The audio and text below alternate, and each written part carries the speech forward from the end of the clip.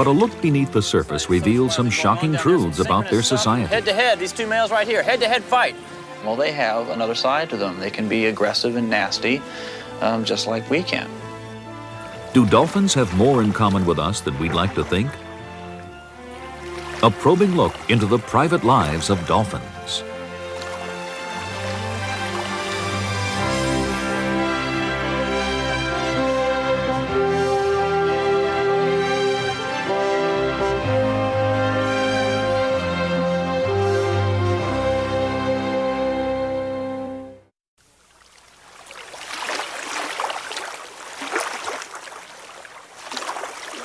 Almost every morning, a dolphin swims up to the beach at Monkey Maya in Western Australia.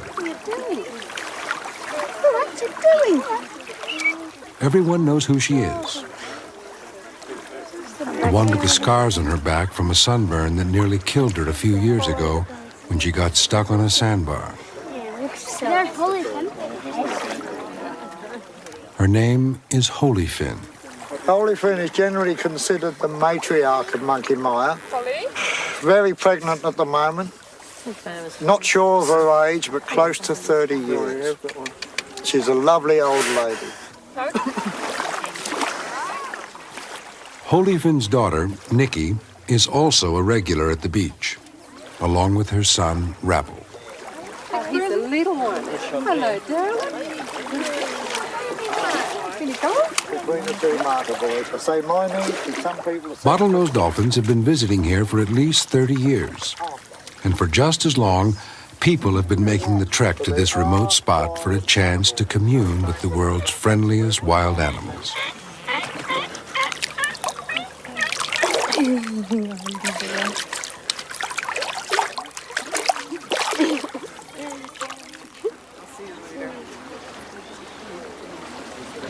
It's easy to understand why people come to Monkey Maya. But what's in it for the dolphins? Just take it by the tail and stick it in your mouth. One more? A free meal is part of it. How about you, Sam? How are you going, Brian? Okay, But the rangers who keep an eye on things limit the feed to a few pounds of fish per day. Just a small snack.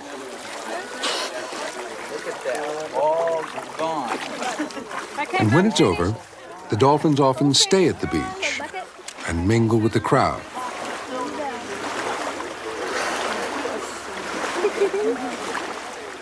It all seems so natural and friendly, it's easy to forget that these are wild animals.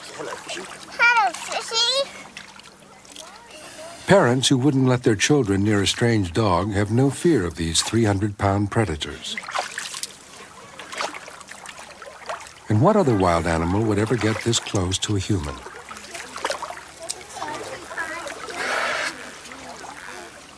We can't help but wonder what goes on in their minds.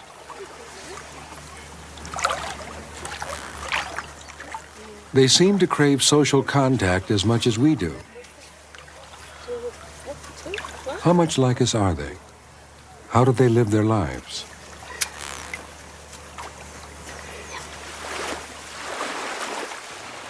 Richard Connor and Rachel Smoker were thinking about these things back in 1981 when they were undergraduates at the University of California at Santa Cruz.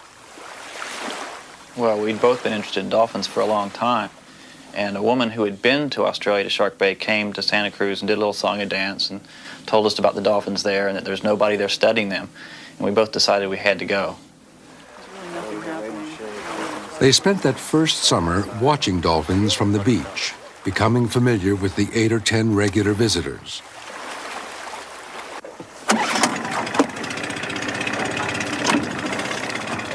But it wasn't until they borrowed a boat and went out into Shark Bay that they began to see the real potential of the place.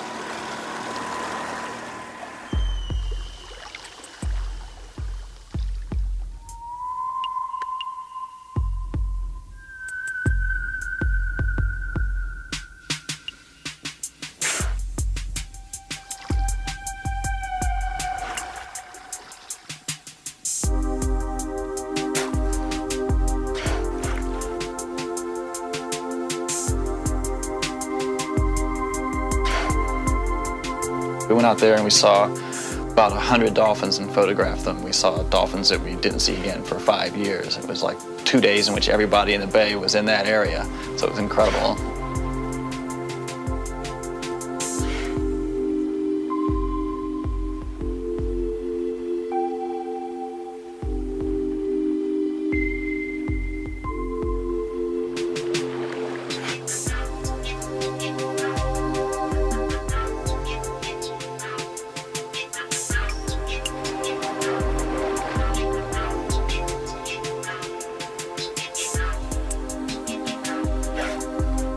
That first day offshore was a revelation.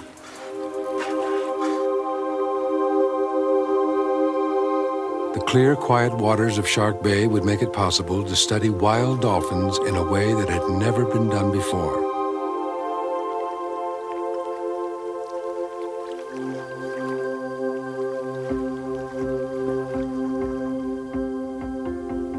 For many years, most of what we knew about dolphins had been learned from captive animals.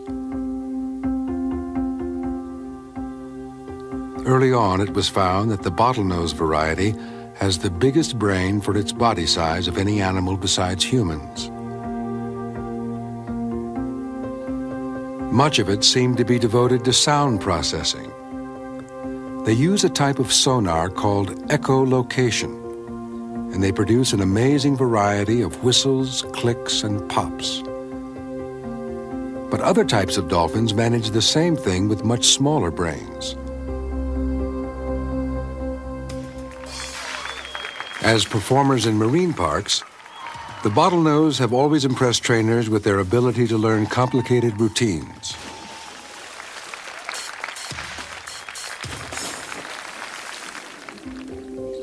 And in controlled studies, they've shown a remarkable range of mental powers. They learn quickly, have excellent memories, and can use what they know to solve new problems. But why do dolphins or any other animal need this kind of intelligence in the first place?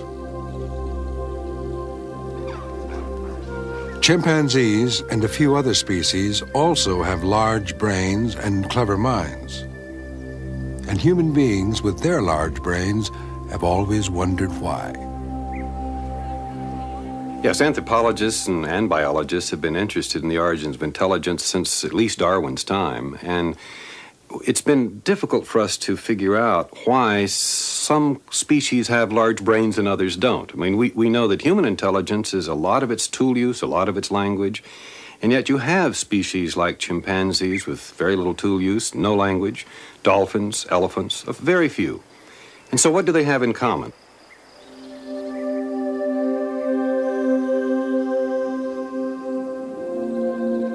One thing they have in common is that they're all mammals.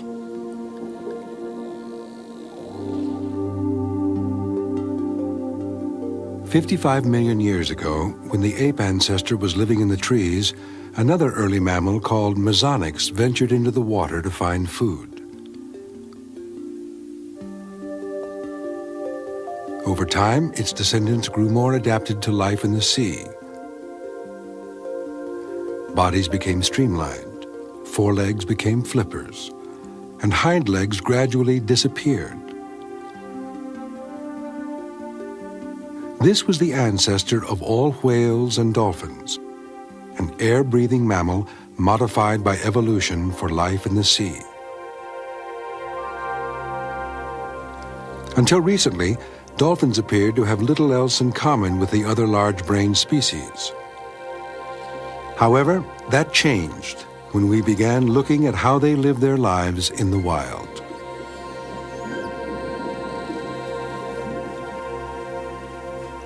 Sarasota Bay, on the Gulf Coast of Florida, offered the first good look at a community of wild bottlenose dolphins.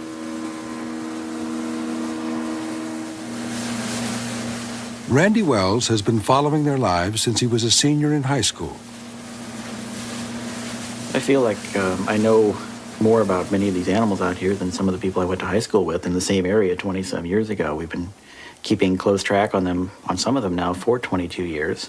following them through multiple generations. We now have several grandmothers out there and their daughters have given birth to offspring as well. So we're following the family lines.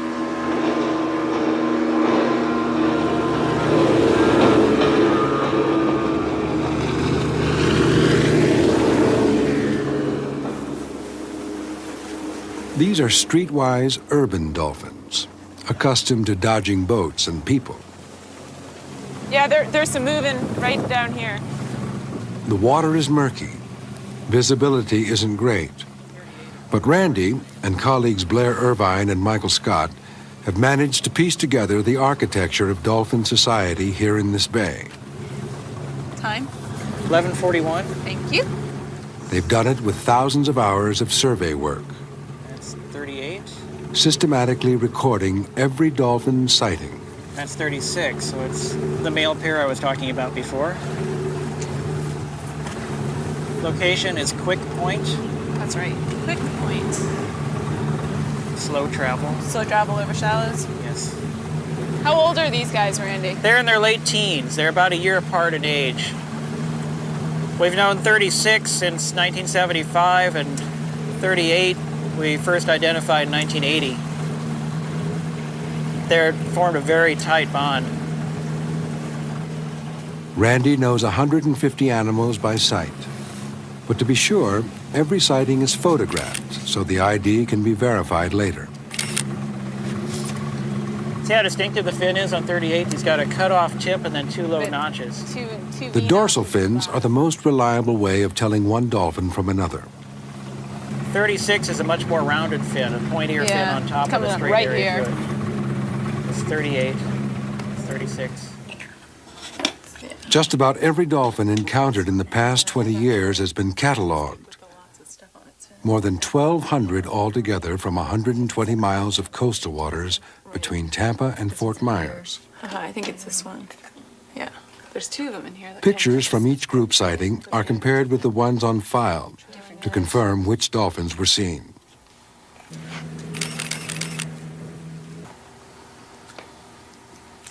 Over the years, thousands of repeat sightings have been sorted through to reveal the patterns of association. But dorsal fins alone don't provide enough information for more than a bare outline of dolphin society. To make sense of the data, they need to know the sex, age, and family relationships of the animals. These two are the same. And the only way to do that is with a hands-on examination. Catcher, Fandango, the two that we have at about 5 o'clock, the Fandango are good ones. They're right between me and you, right? Roger that.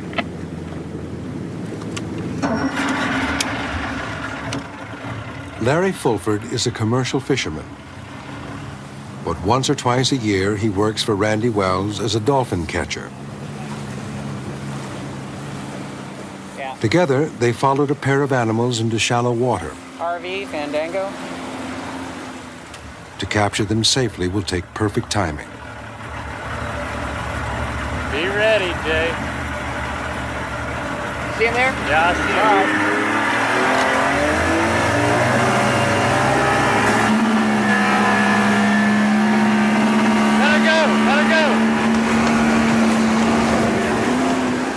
At full speed, Larry drops a 1,500-foot curtain of net in a big circle around the animals.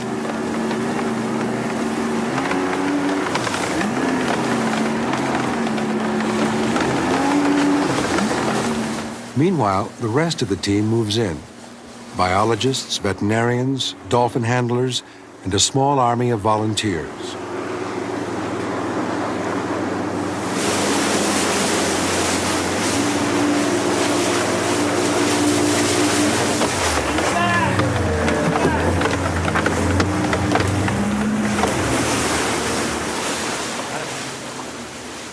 When it's all over, they've got a corral in the bay with the dolphins inside.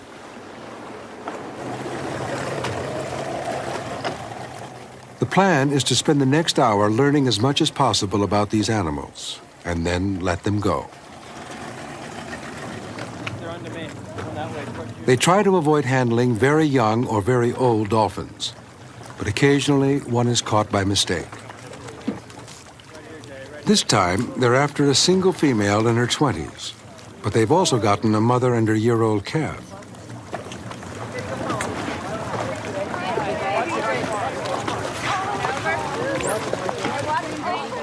They managed to catch the mother and baby and release them.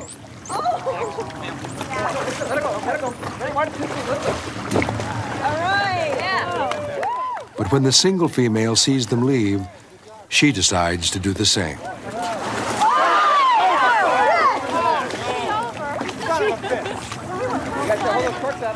It seems odd, considering their well-known leaping ability, but this is one of the few times in hundreds of captures that a dolphin has gone over the net. The fact that they don't leap over the net is very much a surprise to us. I'm not quite sure I understand why. It may be that they don't get a clear view of what's on the other side of the net, what they might be leaping into if they did go over the net. But it is a very, very rare occurrence. The next capture is more typical. The dolphins are docile and cooperative, apparently confident that nothing bad is going to happen. Stretcher? It's kind of deep over here. All marine mammals are protected from unnecessary contact with humans by federal law.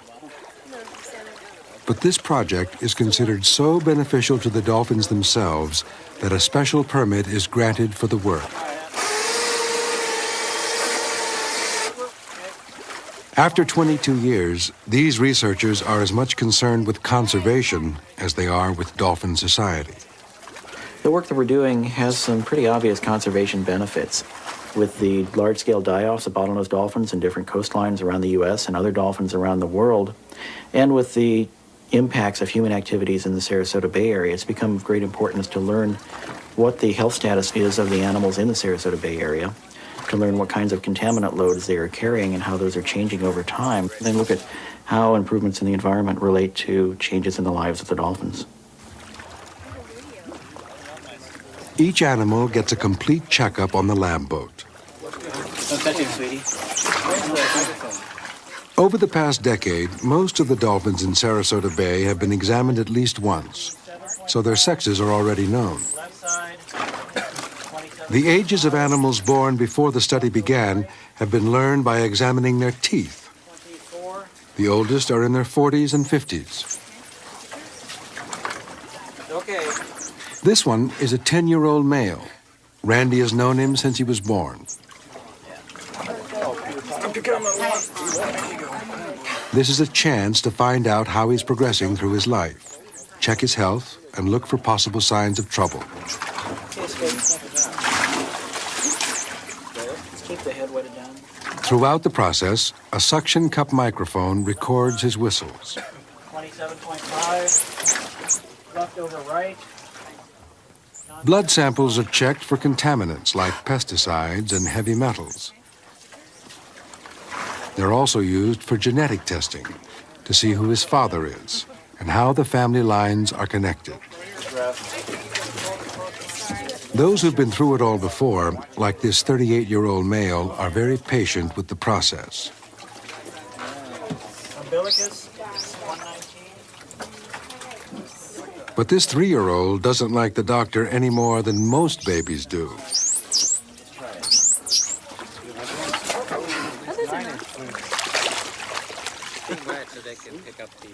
Dolphins waiting in the corral are tended by volunteers.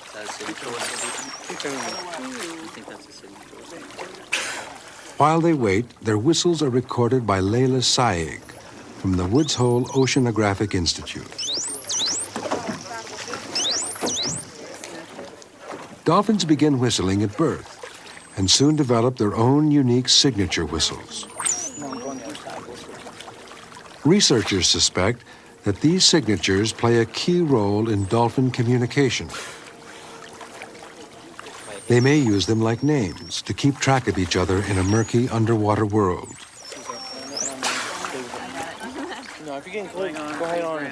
This experiment is designed to see whether one animal can actually identify the whistle of another. The white strings form a visual grid over the dolphin, so its movements can be measured later on videotape. Okay, everybody just keep quiet, please. Through an underwater speaker, Layla plays back the signature of a dolphin known to be a close associate of the one in the corral. She alternates it with the signature of another dolphin, not as close, but from the same community.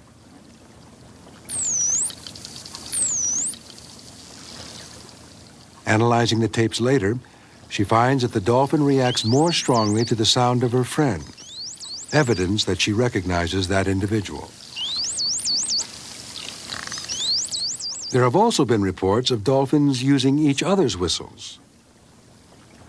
If it turns out that they communicate with each other by name, they would be the only animals other than humans that do.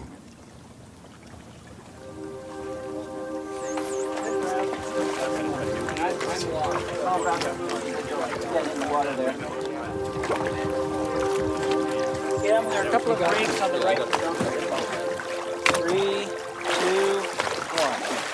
Bye-bye. All right. Nice job, group.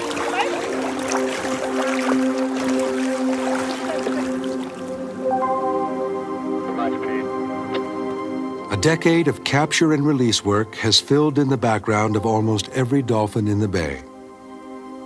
And within the data is a picture of how dolphin society is organized.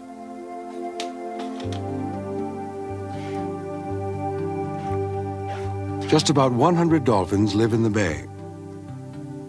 A stable resident community moving around a home range of 75 square miles.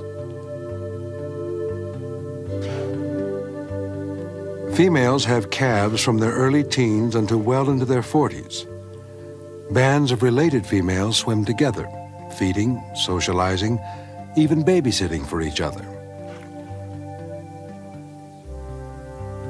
Sharks are a serious threat. 20% of the baby dolphins don't survive their first year. Protecting the young is probably a strong motive for cooperation among mothers. After 3 to 6 years, young dolphins leave their mothers and swim with other adolescents until sexual maturity. Then, females return to their mothers' groups and begin raising babies. Males come and go, often bonding in tight pairs that are inseparable for years, perhaps for life.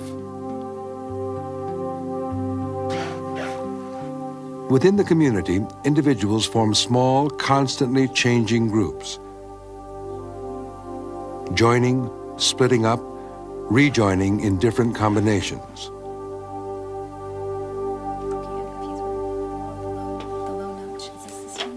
Very few animal species have this kind of social organization.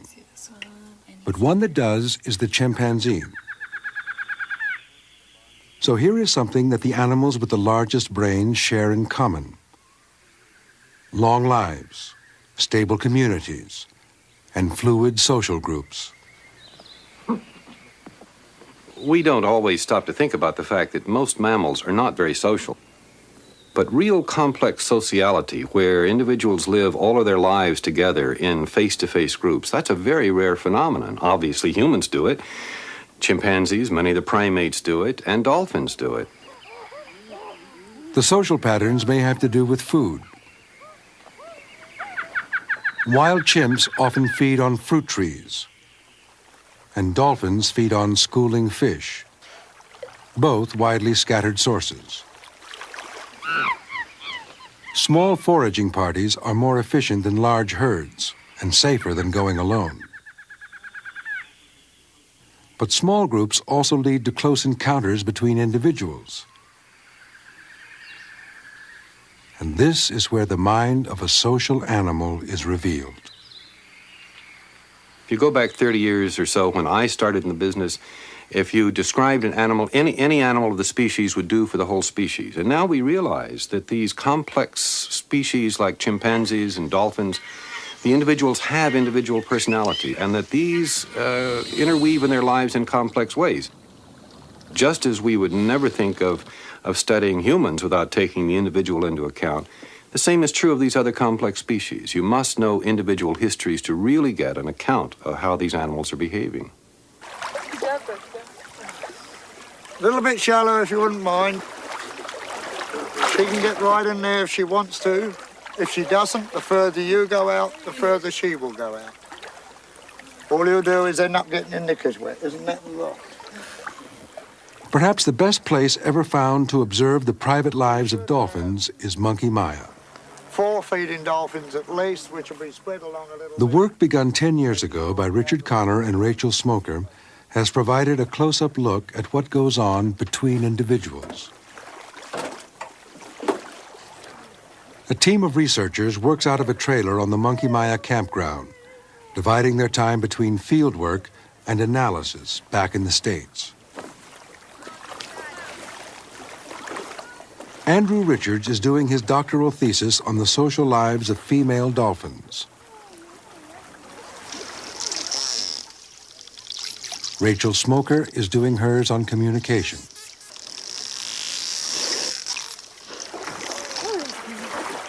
Janet Mann studies mothers and babies.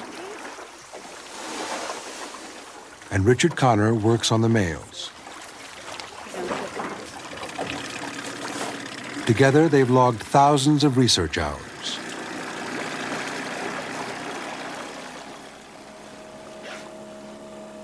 On a calm day, Shark Bay becomes a natural aquarium, and the researchers have an intimate view of dolphin life. They're wild, but they're so habituated to our boat that we can follow them for up to 10 hours at a time, staying within 10 meters of them. And it appears that they just ignore us. They just go about their business, socializing with each other, feeding, whatever they're going to do, and we can just watch. That was a good example of baby position, what we call baby position, when the baby rests underneath the mom, travels along with her. Janet Mann is a biopsychologist interested in the bond between mothers and infants. She collaborates with anthropologist Barbara Smuts and has done similar work on humans and other primates. One thing that all large-brained species share in common is a long, dependent childhood. No one has ever observed a dolphin birth in the wild, but many have been seen in captivity.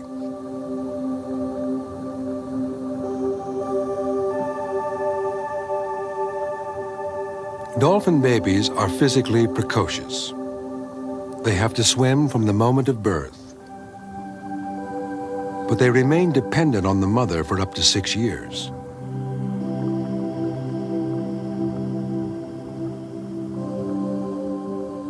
The main business of childhood is learning the skills needed to survive as an adult. A long childhood means there's a lot to learn.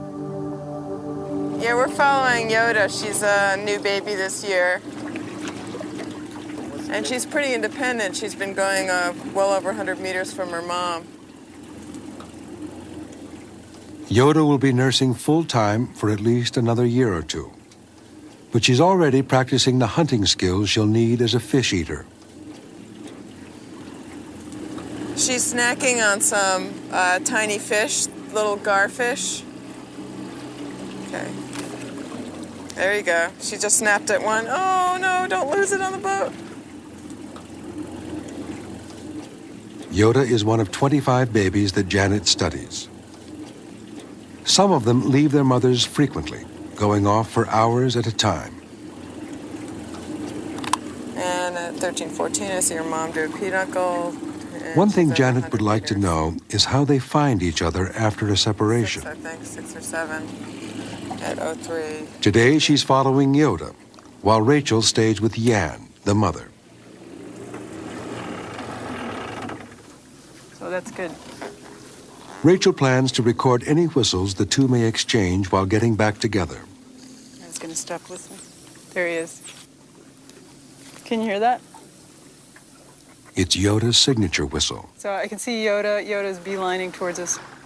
Here's Yan. She's about 15 meters from us. Here's Yoda right behind us, still beelining towards Yan. So those whistles were getting louder and louder as Yoda was approaching. It appears that they use their signature whistles to find each other.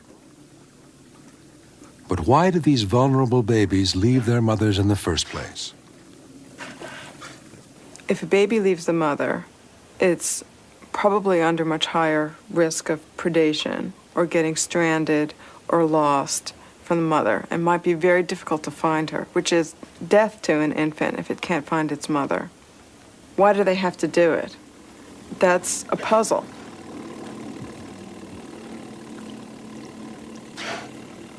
There must be a big benefit to the baby in return for this risk. Practice time hunting is part of it, but there's something even more important going on. Janet has found that babies spend much of the time away from their mothers socializing with other dolphins. They're keeping very tight around Puck. Today she's following Cookie, a 3-year-old male. He's been away from his mother all morning playing with his sister Puck. They've been joined by Rabble, another 3-year-old male, on leave from his mother. Rabble and Cookie are frequent companions. Puck is Cookie's big sister. She's about 10 years older than he is. They're very tight. They engage in a lot of social, sexual behavior together. Now there's starting to be some active petting. Puck, who's female, it's very common for her to go belly up under males and do this kind of rub along the male's pec fin. He's jerking a little bit, but she's doing most of the active movement. And now Rabble's come over and joined the two of them. They're all very tight together again. That's for 1325, also group comp. 2216, both males behind her. They come up, Puck goes on side. All right. Now the play turns more sexual as Cookie and Rabble begin imitating adult courtship behavior. And simultaneous sort of goose on Puck's peduncle, 2230. They're all in contact for the nearest neighbor. See, both males have erections, and they're both poking into her, trying to poke into her genital area, but she goes on side. Cookie is quite an erection. And Puck goes on side, Cookie pushes up underneath. Now she goes, Puck goes belly up, and Cookie rubs his penis alongside her peduncle. Again, rubs up against her again. Looks like he's sort of attempting a mount, but Puck's not quite letting him do that. She goes on side, 1847. He's trying what he can. The young males are practicing social and sexual skills they'll need as adults. Males in particular seem to need a lot of practice. Does a spy hop. Still, it is just play, and the rules of the game can change quickly. Rabble's riding in baby position with Puck. A minute ago, he was doing the sexual stuff with Puck. Now he's acting like her infant. But Rabble and Puck are not related as far as we know. This is really weird. Look, he's trying to nurse. Look, he's sticking his rostrum to the mammary slit. This is just amazing. Puck lost her baby about 6 weeks ago. I mean, it's possible that she would still have a little bit of milk, but it seems unlikely. Anyway, Rabble is clearly trying to nurse him, or he's done it several times. I don't know if he's getting anything. Rabble seems ready to be a baby again, and soon leaves to find his own mother. Cookie and Puck will also part ways. It looks like they're splitting up. Cookie's heading to the south, and looks like she's going more to the north. As the day goes on, Cookie moves from one social encounter to another. Slow down. All right. That's Joy. This is Dagwood, a young male, and Cookie. Cookie's life is full of individual relationships, nurtured and maintained by physical contact. This is how babies come to know the members of their community and learn the conventions of social life. Naturally, independent babies gain more experience than the ones who stay closer to mom, but they are also at greater risk. The long-range goal is to see if the more adventurous babies become the more successful adults, and that will take a lifetime. Dolphins live as long as we do. If I started when I was in the crib studying these babies, then I could follow them through their lifetime, and then I'd be a professor emeritus by the time I finished. Even so, Janet plans to keep track of Cookie, Rabble, and the others as long as possible. And that could be 30 or 40 years.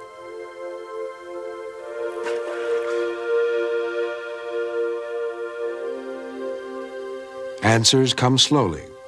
Analysis can take weeks for every hour of data from the field. But it's already clear that young dolphins need a lot of education to prepare for the complex world of adults.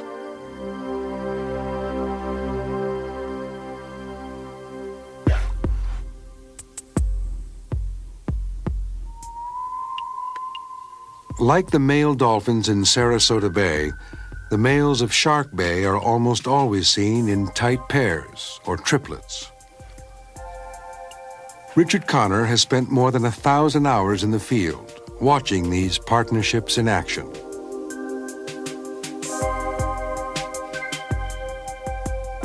And one of the most striking things in following the males was their synchronous behavior.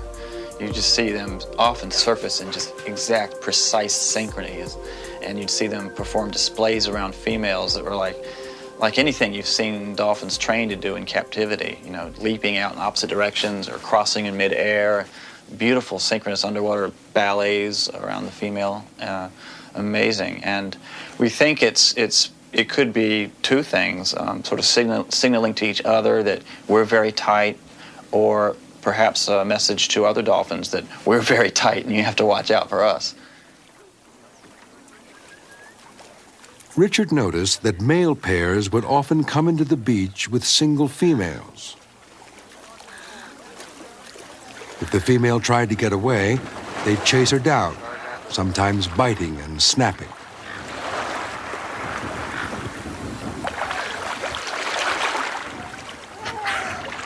The males would become very synchronous in their movements and displays, as if to intimidate or impress the female.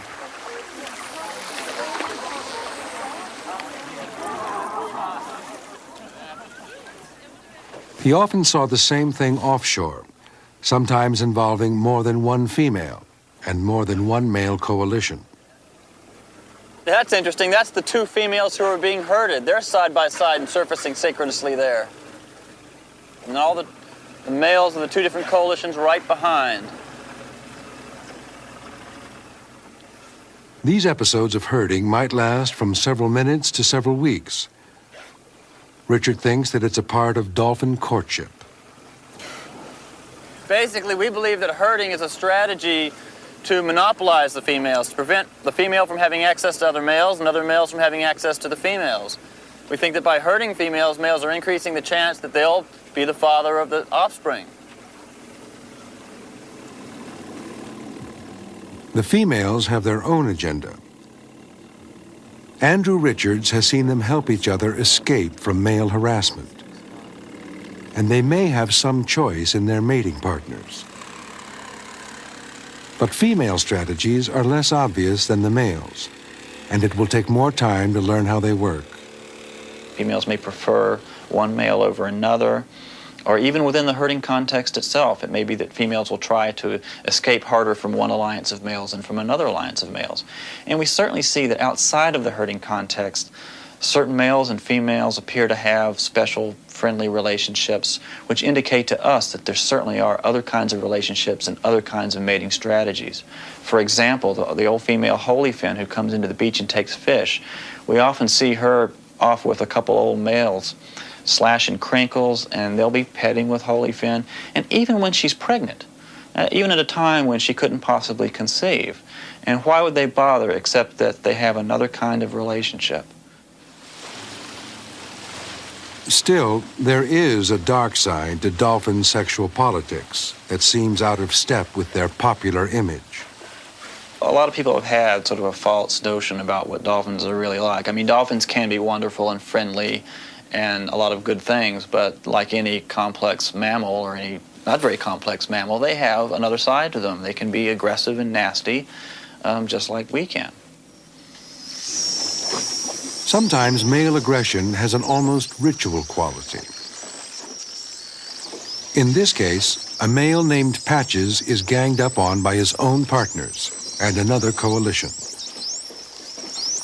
The sound is picked up by an underwater microphone.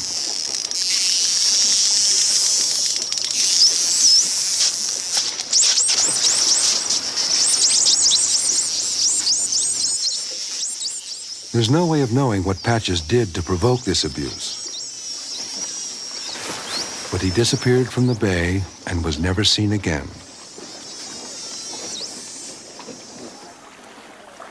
Aggressive encounters take a toll on the males. They don't live as long as females, and the older they get, the more battle scars they have.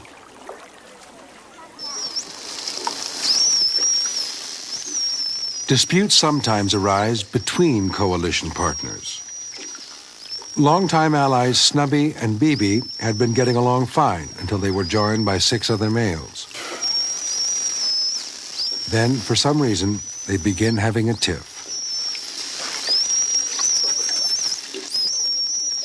It's mostly noise at first, but eventually their tiff erupts into a fight.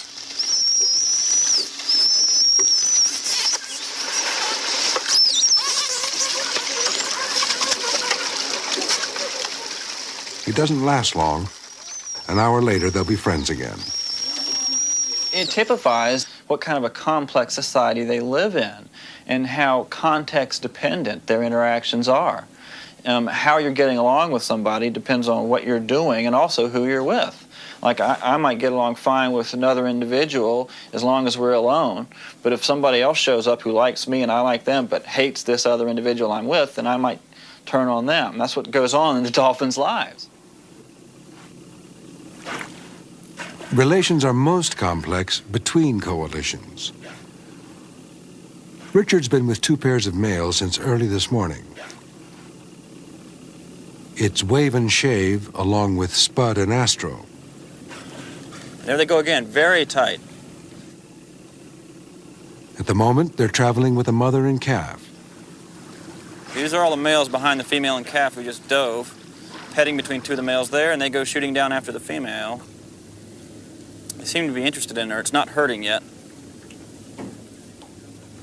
These 2 are petting each other. There's quite a bit of friendly stroking going on among the males, both within the coalitions and between them. It's typical male behavior, a way of promoting friendly relations.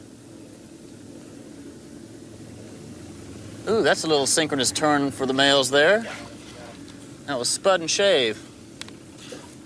Again, 1 member from each coalition. An expression of unity between the 2 alliances, at least for the moment. The social landscape is about to change. Okay, they've joined up with a bunch of other dolphins here. See if I recognize any of them. Could get some rowdy stuff now. Wave and Shave move toward a female. And suddenly, a chase is underway. Whoa! Maybe seeing a capture attempt. There it goes. Chasing over here. There they go, porpoising. In a few seconds, they're nearly out of sight. And by the time we catch up, it's all over. Okay, we have, I believe, a capture attempt here. There was a long chase, and And these males getting excited. I think the individual snagging there is the one they probably captured. It's like Jasmine. Wave and shave around the female they've just apparently captured. Captures like this are the way herding usually begins. Wave and shave seem to have Jasmine under control. Now some other males looks like males coming in to join this group. It's Astro and Spud, the coalition Wave and Shave had been so friendly with earlier in the day. But things are different now. Pretty excited socializing going on down there. Some synchronous stuff from head to head. These two males right here, head-to-head fight. A tiff. A tiff between these two males. They're head-to-head. Oh, this is an interesting aggression between these two. They're lined up head-to-head, jawing at each other. And there's two more. They're growling. There's two tiffs going on here at once. I've never seen two tiffs right next to each other like that. Head-to-head. Aggression. Then, as quickly as it began, the tiff is over, and the two coalitions are friendly again. Look at these guys. They're so tight together. Look at they're touching pecks. Look at this. Petting. Look at this. Almost synchronous petting against the snout of the one in the middle there. That was a Wave in the center and Shave and would be Astro on the other side. Often after an aggressive interaction, you might see dolphins pet each other, and you get the sense that they're making up almost, and that's what we might have been seeing there. The on-again, off-again friendliness between alliances is something that puzzled Richard in the first years of research. We had been seeing that each alliance had one or two other alliances that they spent a lot of time with. And we knew something had to be going on there, because if alliances were simply herding females and competing for access to females, you'd think, well, why would they ever be friendly to each other? Their relationships should be exclusively hostile, so something else must be going on. One day in 1987, he found out what it was. He'd been on the beach watching a male coalition herding a female. Another alliance came in and approached very close but didn't do anything. You know, we thought, this is strange. And then they turned and left, and about a mile offshore, we found them later. They had joined up with another alliance. Then they came into the beach, and they attacked and took the female. And there they go, out northwest. The kidnappers took off across the bay, with the coalition from the beach in hot pursuit. Andrew, they got Holyfin. They went in there and stole her. This is like science fiction. It was the first time Richard had seen two coalitions join forces to overpower a third. On another day, he saw a similar situation escalate into a virtual war involving two super coalitions. The chase and battles lasted an hour and a half. Watch out! Neutral! Wow! This explained why rival coalitions aren't exclusively hostile to each other. It's just good politics. When you talk about political behavior in animals, you're talking about the same thing you're talking about in humans. You're talking about conflicts of interest.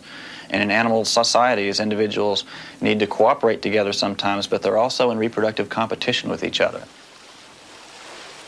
The playoff between competition and cooperation seems to have driven dolphins and a few other animal species into political life. In the mammals in general, males typically are just selfish individuals. What's rare in the animal kingdom is to find any instance in which males can bury their selfish impulses long enough to form coalitions with each other. You only find it in chimpanzees, in humans, hunting dogs, and dolphins, and that seems to be it. Now, the advantage to the males, if they can overcome that innate male selfishness and form a coalition, is that a coalition of males can always dominate an area or get what they want over an individual male. So once a species starts down that road, male coalitions tend to be more and more important, and there's more and more selection for the kind of intelligence that allows the formation of more and more complex coalitions. This is what we've seen happen in humans. We've seen it in chimpanzees, and now we're finding it in dolphins.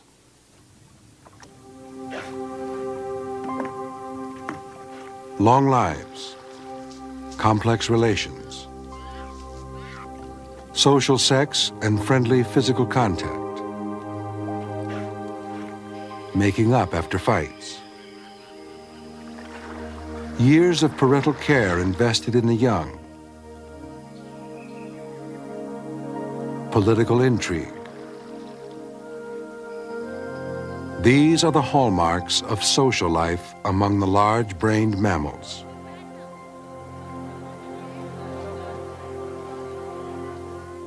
It's a life that seems to demand intelligence, memory, communication, mental flexibility. All those cognitive skills can be seen as tools for manipulating the social environment. And if life favors a good social manipulator, this may help to explain why big brains evolve in the first place. Very large brains help individuals model their external world. And one thing an individual might need to model is the distribution of food, for instance. But an idea that's had a lot of attention lately is that individuals might be modeling their social world. The Shark Bay dolphins appear to have adapted their intelligence to another, quite unexpected form of manipulation. Well, in 1982, we had a fisherman who was telling us that he was seeing dolphins out in this area with a funny growth on the end of their nose. Of course, we didn't know what to make of that at the time. And it turned out later we found these dolphins out here carrying sponges on their rostra, very much wearing it like a glove over their beaks. We followed these animals for many hours at a time, 7 or 8 hours straight. And it seems clear that they must be foraging, using the sponge in some manner to help them acquire fish. Of course, there are other possibilities, and we'll never be sure until we actually see what they're doing with it. And it's deep, murky water, so we'll just have to get lucky one day, I suppose. Meanwhile, everyone is keeping an eye on Holyfin, who is nearing the end of her year-long pregnancy. Oh, look at the size of it. Stay here. They're going to come back this way. Pedicles down, 55. Finally, 16. Janet finds her swimming toward the beach one morning with her adult daughter, grandson, and a newborn baby at her side. We have Nikki, Rabble, Holyfin, and Nova. And we don't know what sex Nova is yet. And she was probably born early last night.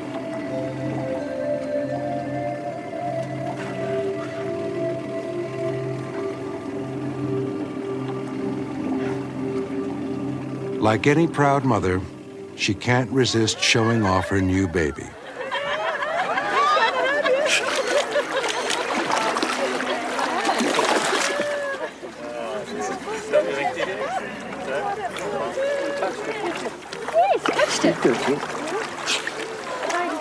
It's a risky world out there.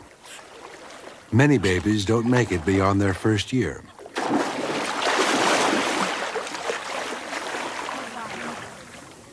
But for now, her arrival is nothing but good news, and a reminder of what the sex and politics in dolphin life is really all about.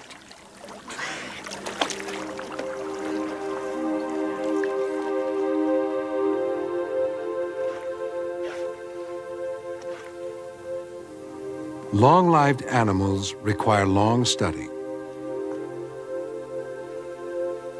The researchers in Sarasota and Monkey Maya hope to spend their lives doing it.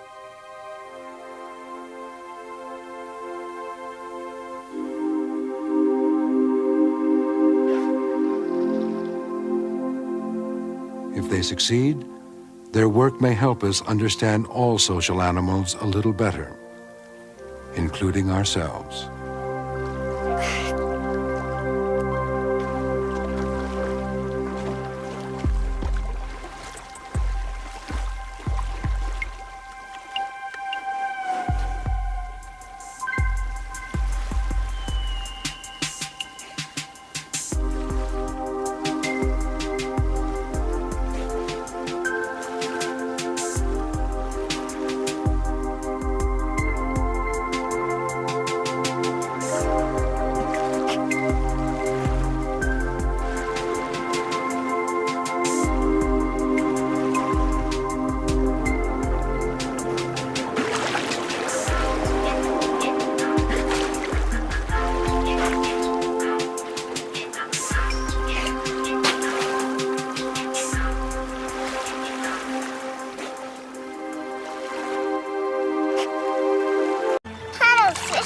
But a look beneath the surface reveals some shocking truths about their society. Head to head, these two males right here, head to head fight.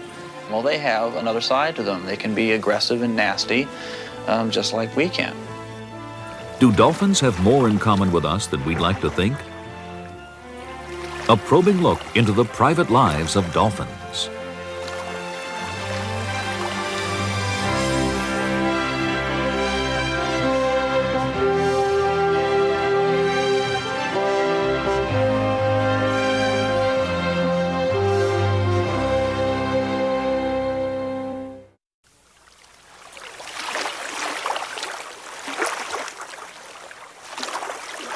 Almost every morning, a dolphin swims up to the beach at Monkey Maya in Western Australia. What are you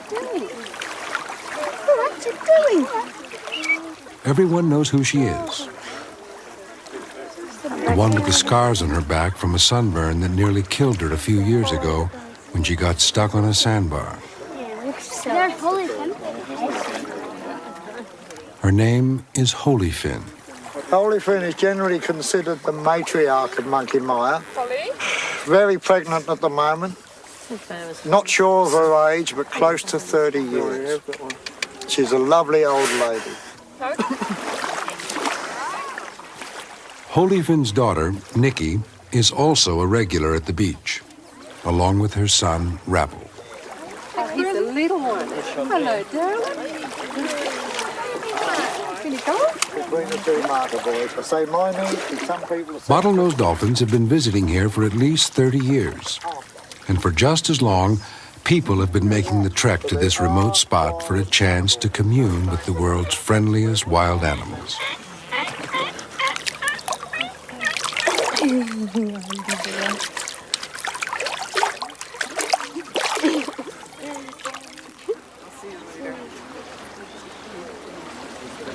It's easy to understand why.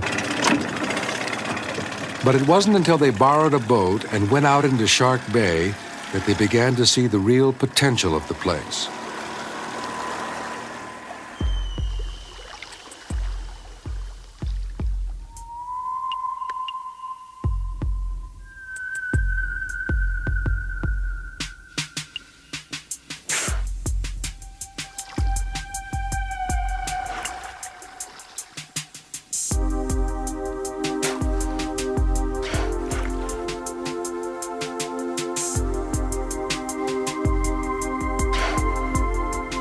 We went out there and we saw about 100 dolphins and photographed them. We saw dolphins that we didn't see again for 5 years. It was like 2 days in which everybody in the bay was in that area, so it was incredible.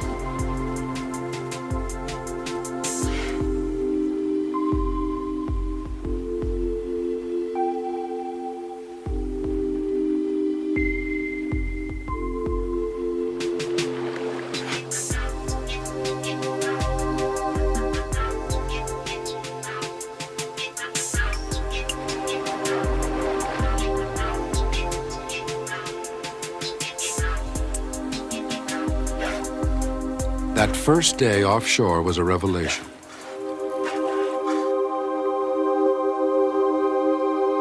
The clear, quiet waters of Shark Bay would make it possible to study wild dolphins in a way that had never been done before.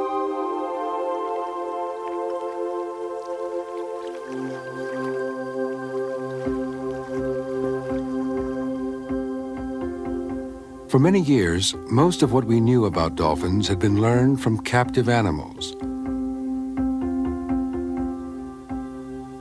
Early on, it was found that the bottlenose variety has the biggest brain for its body size of any animal besides humans. Much of it seemed to be devoted to sound processing. They use a type of sonar called echo. Bodies became streamlined. Forelegs became flippers, and hind legs gradually disappeared. This was the ancestor of all whales and dolphins, an air-breathing mammal modified by evolution for life in the sea. Until recently, dolphins appeared to have little else in common with the other large-brained species. However, that changed when we began looking at how they live their lives in the wild.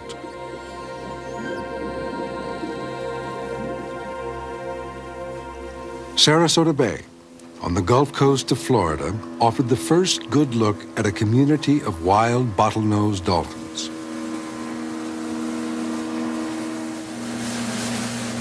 Randy Wells has been following their lives since he was a senior in high school. I feel like I know more about many of these animals out here than some of the people I went to high school with in the same area 20-some years ago. We've been keeping close track on them, on some of them now, for 22 years, following them through multiple generations. We now have several grandmothers out there and their daughters have given birth to offspring as well. So we're following the family lines.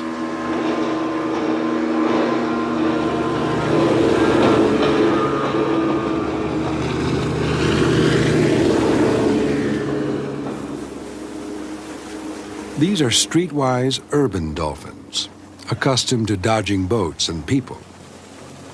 Yeah, there's some moving right down here. The water is murky. Visibility isn't great. But Randy and colleagues Blair Irvine and Michael Scott have managed to piece together the architecture of dolphin society here in this bay. Time? 11:41. Thank you. They've done it with thousands of hours of survey work, 38. systematically recording every dolphin sighting. That's 36, so it's the male pair I was talking about before. People come to Monkey Maya. But what's in it for the dolphins? Just take it by the tail and stick it in your mouth. One more? A free meal is part of it. How about you, Sam? How you going, Brian? Okay, But the rangers who keep an eye on things limit the feed to a few pounds of fish per day. Just a small snack.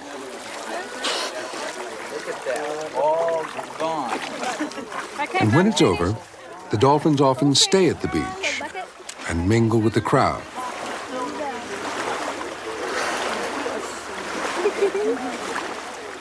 It all seems so natural and friendly, it's easy to forget that these are wild animals. Hello, Sissy. Parents who wouldn't let their children near a strange dog have no fear of these 300-pound predators. And what other wild animal would ever get this close to a human?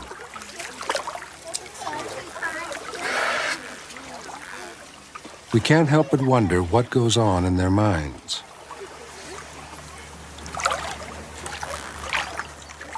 They seem to crave social contact as much as we do. How much like us are they? How do they live their lives?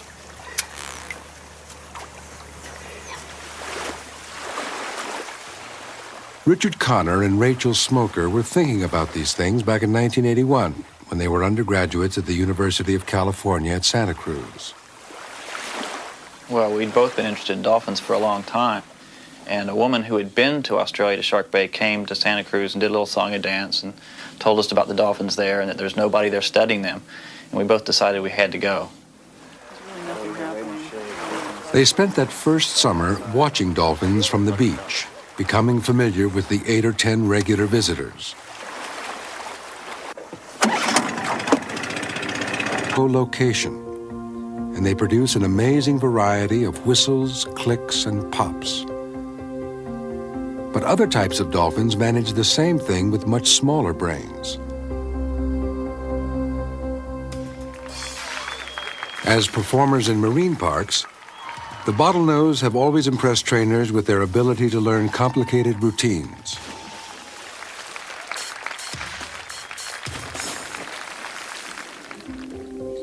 And in controlled studies, they've shown a remarkable range of mental powers. They learn quickly, have excellent memories, and can use what they know to solve new problems. But why do dolphins or any other animal need this kind of intelligence in the first place? Chimpanzees and a few other species also have large brains and clever minds. And human beings with their large brains have always wondered why. Yes, anthropologists and biologists have been interested in the origins of intelligence since at least Darwin's time. And it's been difficult for us to figure out why some species have large brains and others don't. I mean, we know that human intelligence is a lot of its tool use, a lot of its language, and yet you have species like chimpanzees with very little tool use, no language, dolphins, elephants, very few. And so what do they have in common?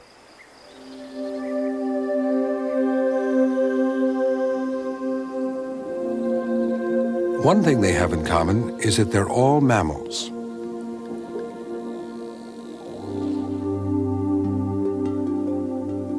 "55 million years ago, when the ape ancestor was living in the trees, another early mammal called Mesonyx ventured into the water to find food. Over time, its descendants grew more adapted to life in the sea.